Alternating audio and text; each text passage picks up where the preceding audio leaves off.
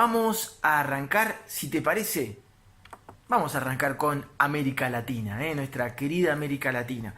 En América Latina, ¿qué habrá que tener en cuenta para el 2019? A grandes rasgos, comienza la era Bolsonaro, comienza la era del Brasil de Jair Bolsonaro, que se presenta como un ultra. Algunos lo califican de ultraderechista, no cabe duda que es un ultra, tiene antecedentes bastante complicados a nivel, a nivel de declaraciones con las mujeres, con los homosexuales. Hay como aparecen en el discurso, por lo menos en lo que es el respeto a la diversidad, cosas muy complicadas. Aparece como un nacionalista, algunos lo llaman el Trump latinoamericano. Veremos qué pasa. Agarra un país muy dividido, como la mayoría de los países en América Latina. Veremos qué pasa entonces con la era Bolsonaro en un Brasil que viene económicamente hace bastantes años muy alicaído. Veremos qué pasa entonces. Habrá que seguir de cerca el 2019 la era Jair Bolsonaro. Por el mismo lado, en el 2019 comienza otra era. Algunos lo califican en la vereda de enfrente. Empieza la era López Obrador en México, como lo llaman, el peje, AMLO, que ha despertado bastante interés y sobre todo ha despertado muchas esperanzas en el pueblo mexicano en el momento de la Asunción en diciembre del 2018. Ha hecho realmente declaraciones muy esperanzadoras para la población. Habrá que ver, el tiempo dirá qué pasa con el nuevo México de AMLO. ¿Podrá combatir la corrupción? Muy difícil. ¿Podrá combatir aún más difícil todo el tema del narcotráfico en México? El tema del narcotráfico... El tema del narcotráfico en México es algo muy inherente a la política misma mexicana. Entonces se espera mucho ver qué pasa con AMLO, qué va a pasar con los inversionistas, si le darán crédito a lo que dice, si no le dará crédito, qué pasará con el peso mexicano frente al dólar, ¿sí? ¿Podrá captar las inversiones extranjeras? ¿Qué pasará también con ese plan de austeridad al cual ha lanzado AMLO? ¿Cómo reaccionarán los funcionarios públicos? Entonces empieza la era AMLO en México y habrá que seguir muy de cerca las grandes esperanzas que ha despertado este antisistema, porque no salió de los partidos tradicionales de México, ni del PAN, ni del PRI, etcétera. Después tenemos también a Colombia. Colombia que está ahí, ya empezó hace meses, un poquito más, la era Duque, reemplazándolo a Juan Manuel Santos, que se presenta como un uribista. ¿Qué sucederá con el acuerdo de paz firmado durante la era Santos entre el gobierno colombiano y las FARC, las Fuerzas Armadas Revolucionarias Colombianas, que llegaron a un acuerdo y aceptaron dejar las armas a cambio de que se los deje participar del juego político? Como se sabe, la corriente uribista de la que viene Duque es media reacia a este acuerdo de paz. ¿Qué pasará entre Colombia y Venezuela?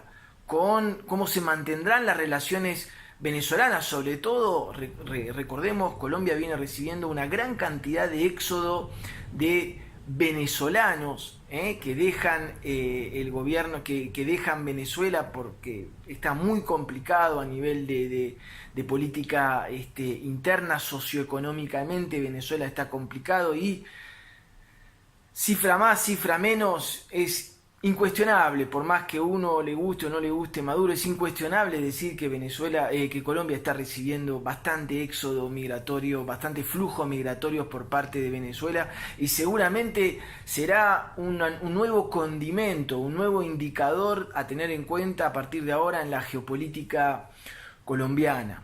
Otro país que aparece muy complicado sin duda es el Nicaragua de Ortega.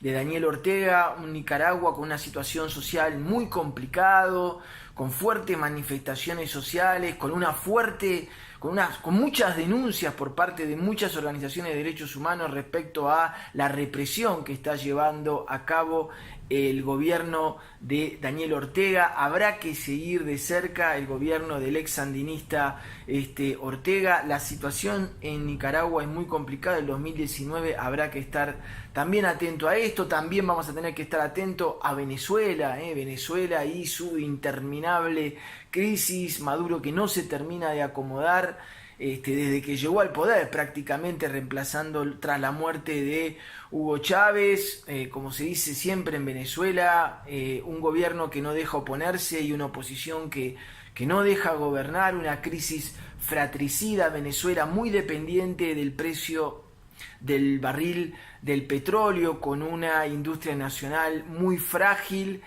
Y lo repetimos, con una guerra fratricida, con un sistema político que muchos analistas alertan sobre el peligro de los derechos humanos y democráticos en Venezuela, lo cual es cierto también que Venezuela desde hace mucho tiempo sufre unos constantes boicots por parte de la oposición. ¿Sí? Muy difícil poder hablar de Venezuela porque además es un país que a la gente no le es indiferente, pero sea como sea, estés a favor de Maduro o en contra de Maduro, no se puede negar de que la situación en Venezuela es muy complicada y depende qué diario leas, vas a tener una imagen prácticamente opuesta de lo que pasa en Venezuela. Después, por supuesto, también habrá que seguir la situación en Argentina. Argentina 2019, se vienen las elecciones presidenciales, donde seguramente se volverá a presentar el actual presidente Mauricio Macri. La gran duda de las próximas presidenciales es si se presenta a las elecciones la ex presidenta Cristina Fernández de Kirchner, con muchas posibilidades de disputarle a Mauricio Macri la presidencia. Así que habrá que seguir de cerca también qué pasa con Venezuela. También habrá que estar atento a las elecciones en Bolivia, ¿sí? Con todo lo que significa una representación, o sea, se vuelve a presentar. Esa es la pregunta, ¿se vuelve a presentar Evo Morales en las elecciones? Habrá que seguir muy de cerca entonces esto, y por supuesto también habrá que seguir de cerca qué pasa con Cuba en el 2019, con una relación con Trump que empieza a ser con el gobierno de Estados Unidos, que vuelve a ser hostil. Cuba con un mapa latinoamericano teñido de una ola centroderechista que no lo favorece como las décadas precedentes, anteriores. Cuba con un nuevo presidente, por más que Raúl Castro sigue conservando gran parte del poder en Cuba. Díaz-Canel asumió hace poco como el nuevo presidente de Cuba. Cuba con una reforma constitucional en marcha, una constitución que no se reformaba desde 1976, en donde la palabra comunismo fue prácticamente suprimida del texto constitucional, pero en donde la palabra socialismo sigue siendo un camino que el gobierno cubano y la gran parte de la sociedad cubana sigue eligiendo. Habrá que seguir de cerca entonces qué pasa con Cuba, con un aliado histórico como Venezuela muy debilitado y un enemigo histórico como Estados Unidos con los colmillos, diríamos, más afilados que nunca. Uno sabe que Trump, en ese sentido, lo único que se sabe de Trump es que es impredecible, así que muy atento a qué pasará con la situación cubana. Esto fue un mapa general de la situación de América Latina. Hemos olvidado algunos países, pero vamos a seguir avanzando.